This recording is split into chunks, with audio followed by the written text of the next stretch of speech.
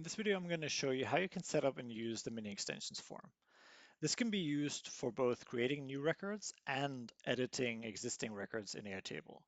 So it is an extremely powerful tool that you can use in a large variety of use cases. So for example, you could have a sign-up form, some kind of registration form, order forms. You can have your customers or your employees update existing data in Airtable without needing any access to the actual bases, and countless other things. You can collect signatures, you can collect GPS locations and IP addresses from your users if you need to verify where they're from, or um, for example, like if your staff is actually at the job site when they fill out the form that is required. And there are many ways to utilize all of these features, which we're not going to be able to cover completely, obviously, in this video. But we have a whole series of videos explaining in depth those different features. So if you're interested in anything in particular, you can have a look at our website or our YouTube channel and find explain our videos on basically all of this. Um, okay, and let's just have a look at this simple example here, which is just a simple kind of like an order form. And pretty much all you see here, it can be customized in some way. So for example, we have this cover image here at the top, which obviously can be anything you like, or you can just remove that altogether, and then you just have the form itself on the page. Um, at the top here in the header, you could, for example, have your company logo or your events logo or whatever. And of course, you have full control over which fields are shown on the form and which of them are required, which are the ones with the red asterisk, which ones are not required, which is this one, for example. And you can also set some of them to be read-only fields, where your users would not be able to make any changes to that, which obviously makes more sense when you're editing existing records. So I'll show an example of that later as well. Okay, now let's just have a look and just fill this out. Um, we have here as in the second field is a linked record field, which has an a very large amount of customization options. Um, Here in this case, because it's just a picker for existing furniture, we only allow our users to select existing records so they can link them to their order. But if your use case requires that, you can also allow users to create new linked records straight from the form here. So that's obviously a really powerful feature, um, where you can create a whole range of nested records basically that way. Um, and it's all done from the same place essentially. Okay, now let's just click on the Find button here, and that opens up what we call the Record Finder. And this lists the records that are available. Obviously, there's a search function, and you can customize how this is displayed as well. Um, so you can see here we have the kind of like a thumbnail view, and we can show some fields. Obviously, you can also change which fields are shown here. Um, There's also an option to change this to be a calendar, for example. So if your users are, say, picking an event that they want to participate in, you can use the calendar view so they can, search through the records by date and pick the ones they like. And obviously you can set this up so your users can maybe only select one record, or you can set it up so they can select multiple. You can decide, how many they can select as a maximum or and also as a minimum. And yeah, so again, there's a lot of options just for this field type alone. So let's just pick a record here. As soon as I do that, I'll see the record obviously in the linked record field. In this case, I have this field set up so I can only select one record, so the find button disappears. Um, But if I had it set up so they can select multiple, the find button would still be here so they could pick more. And as soon as there's a linked record field here, on the form, we'll also see any lookup fields that are related to that linked record field. So here I have this measurements and the price field as lookup fields in the forms table as well. So they're displayed here immediately as soon as I have something here in the linked record field. So obviously this can be really useful. Um, for example, like for this furniture, I could have a field as a lookup field that contains, further information or, further images or stuff like that that you might want to display to your users. Um, okay, and let's just keep going here. Obviously, we have um, select fields. We sort of port all field types in Airtable. So any field types um, that you like, you can use on the form.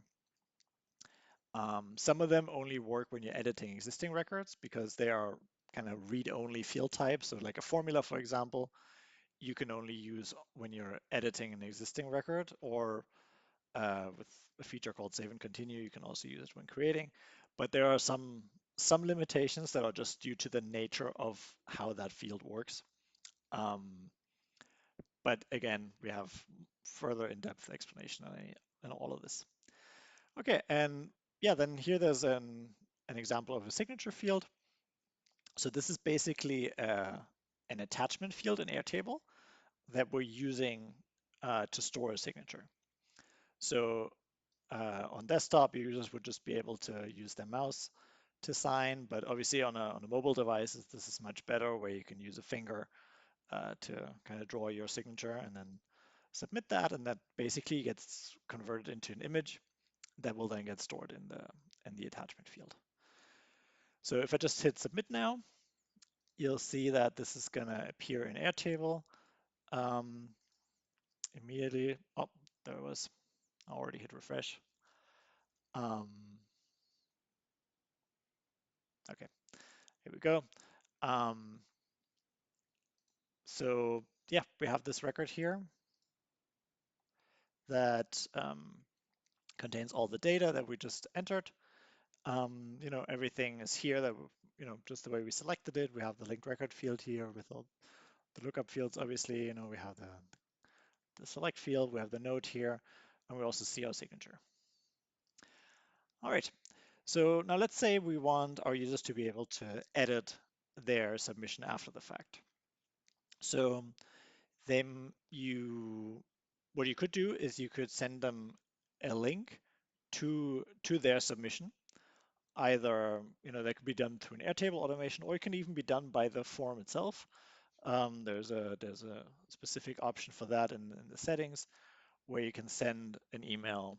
Um, if you have an email field on your form, you can just send an email, kind of like a confirmation email, um, to that address as soon as it's submitted. And that could contain a link to edit that submission. So um, if I just click on this here, you can see that that's going to bring up the exact same form that we were just looking at, but with this record already loaded up. Okay, so this looks exactly the same as what we were just submitting. Um, but if I make any changes here now, um, if I just type in another word here maybe, as soon as I hit submit, this is going to get updated in Airtable immediately. Okay, so none of the data is actually stored by us. We just kind of act as a middleman between Airtable and um, you or your users. So when we edit existing records, we just pull that data from Airtable and display it to you. And then as soon as any changes are made or whenever anything is submitted, we just send that to Airtable. And yeah, we never store anything. So your data always lives on Airtable. All right, so obviously in this case, if you look at it, um, you know, given that this is the exact same form, they could update everything, right? In some cases, you might want to limit which fields they can update after the fact. And in that case, you would simply use a second form that is probably very similar, but a little bit different. So, for example, you might want to set this furniture field to be read-only, so they can change it after the fact. Or, you might not, you might choose to not even show some of the fields when they edit, or there's a lot of different reasons um, why you would have different forms for creating and editing, but this is a pretty common scenario because um, yeah, the use cases are just a little bit different. Okay, another way to let your users update existing records and actually also create new ones is to send them a link to a form that has the login functionality enabled. So this is an example of that, where the user gets greeted by a login page first, and again, obviously you can customize this. This header image here, obviously you can set whatever you like, or you can just disable that. In fact, by default, this is disabled. And yeah, and then you can obviously decide which fields are used to log in. So essentially, the combination of any fields you use here um, needs to be unique in your table, so that a single record can be identified to then be pulled up and displayed to your user. You can have just one field here, for example, or you can have a whole range of fields. Um, Obviously, there are some security considerations here. So, for example, if I just had an order number, anybody could just type in a random number and bring up that order. So obviously that wouldn't be a good idea. With this combination, it gets a bit more secure. But if you had, for example, an email field in your record, you could use a functionality that we have that is an email verification system, where essentially when they try to log in, they will first get a one-time code sent to their email, so that they have to confirm that they actually have access to that email address, and then they enter that code, just like uh, the common two-factor systems that are yeah, used all over the web at the moment. And then that verifies that they are who they say they are, and then only then they can log in. So yeah, depending on what kind of security level you need, we have different functionality here. Yeah, so let's just see what we had here. We had order number 6 and Joe, or actually let's just bring up a different one, just so you can see that this can be whatever. So let's just do 3 and Pete. Um, Actually, let me show you another example. So if they don't match for one record, I'm just gonna get an error message. So they need to both kind of coincide with a single record. So it can't be like, one value from one record and one from the other. That wouldn't be a valid combination. They both need to be applicable to the exact same record. And now if I log in, this is going to bring up this third order with all the data that was associated to that. And you can see here as an example, um, some of the fields here I can't edit anymore. So that's what I was saying before, where maybe you don't want them to change certain things after the fact. So here, this color field, for example, I can see it, but I can't do anything with it. And actually the same goes for this linked record field. I can still open up that linked record to see further details if there were any, but I wouldn't be able to change which record is linked here. There's no, like usually you would have, if this wasn't read only, you would see like a little X icon here to remove it, or a find button or something else to link a different one. But this is not possible because it's been turned off. So yeah, so again, there's a lot of control over basically full control over what your users can and cannot do. But yeah, again, obviously any updates you make, just change the name a little bit, add the note, And as soon as those are submitted, they're going to be in Airtable immediately. So you can see these two fields have been updated simultaneously. Okay, um, so let me show you how you can set that up as a, just as a quick rundown. So when you're on mini extensions, you'll first need to select the appropriate base that you want to create the extension in, and then you just hit the create button.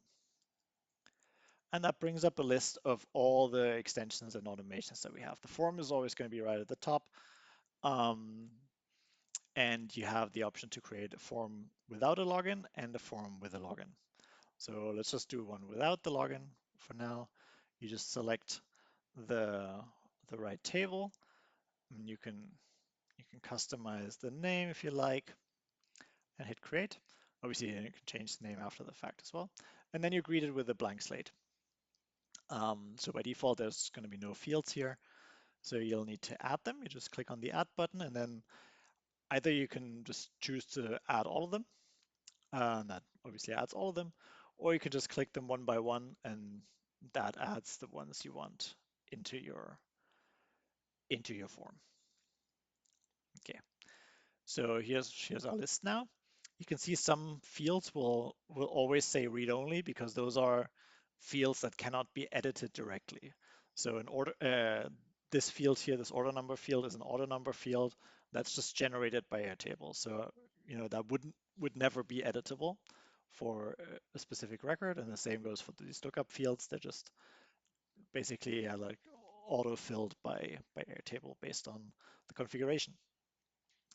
For all the other ones, you have obviously the option to select. Well, actually, for all of these fields, if you click on any of them, you get further options. You can change the title that's displayed to the user. By default, it's just going to display the field title from Airtable, but you can choose which title to show to the user. You can add a description with a bunch of formatting options, um, and yeah, many other options. This example here, because it's kind of like a read-only, like a calculated field type, um, it doesn't have as many options. But if I go to the next one, you'll see that there's a lot more options here. So I can set this to read-only. I could set this to required if I need to. Um, we can have a barcode and QR code scanner, so you can have a user scan that, and then the value from the QR or from the barcode would be populated in that field. You can show a field based on certain conditions if you like. You can also use field validation where basically certain checks are made when a form gets submitted, whether or not those conditions have been met, and then only then they can actually submit. So this can be, like if a certain field has X as a value and this field is empty, then that's not a valid combination, and then you get an error and stuff like that.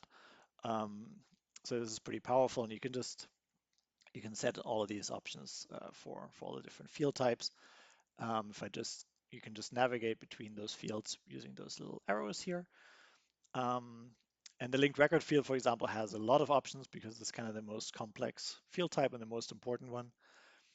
So as I was saying, you can allow your users to create new records, or you can also just allow them to expand existing ones. So if I turn this on, now your users would be able to open up those records on the form. And then with this edit form button, you get control over what they see when they do that. So by default, you're going to see like all the fields here from that other table. So you can remove the ones you don't like. And then in quite a few cases, you would probably want to set all these to read only, um, because maybe you wouldn't want users to be able to edit those linked records. You just want them to be able to link themselves to them or to link their submission to them, but not actually change those. Yeah, again, like whether or not you want this is entirely dependent on your use case, but in many cases, you would want to limit this. So we have a button, we have a menu here with which is called bulk actions, and there you can just make them all read only in one go. So you don't have to go through each and one of them and activate that toggle. So now users could open up this linked record, but then because all the fields are read only, they could only see the data but not edit. And yeah, as I mentioned, the record finder can be a list, but it could also be a calendar. If the linked records are kind of based on a date, um, you can choose that. And yeah, there's a ton more options here that you can explore. Yeah, this is far too much to cover in this one video. Okay, and then yeah, here we have on the left we have a lot of form settings in general that just change the whole form as a whole. So here in this header and footer, you can change a lot of how it's displayed to the user. You can change a title, you can add the cover image, a logo, you can add a footer, change the submit button label, um, and a bunch of other things. In the submission actions section, um, here you actually have several very powerful features. For example, you can choose to redirect to an Airtable field after the submission. So that allows you to kind of create a conditional redirect where if your user would be redirected based on data in their submission. So um, this can be, for example, used where a form is used to sign up a new user for one of our portals, for example.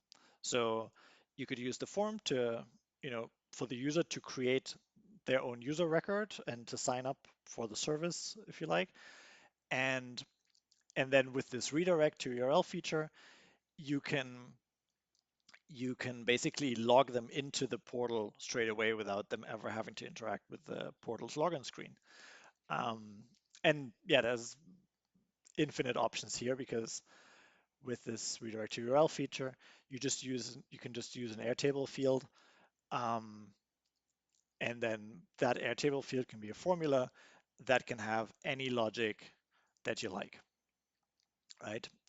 So there's an infinite amount of customization here with this,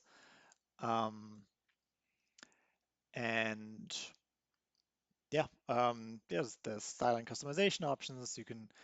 You can add a general password to even be able to access the um, extension at all. You can collect GPS locations. You can collect IP addresses from your users if that's something that your use case requires. You can pre-fill certain fields with predefined values or values defined by the URL that you're accessing the form through. Um, there's also functionality where you can kind of have like a submission deadline. So you can set the form to be disabled at a scheduled date or after a scheduled date and time. So you can say like, oh, okay, on the 31st of November or December or whatever, at midnight, this form is going to be become unavailable, and then yeah, the the user would just be greeted by basically an error message saying that they can't access the form anymore. And you could you can also disable saving the form if certain conditions are not met. Um, so again, like if certain combinations of values don't match up, you can disable saving there. And yeah, there's many other options here. Um, Again, if you're interested in any of that, you can have a look at our website or our YouTube channel to see further in-depth videos on all of this. And if you do have any questions or need any help in setting this up, you can always reach out to us through the chat icon in the bottom right corner here, and we'll always be happy to help.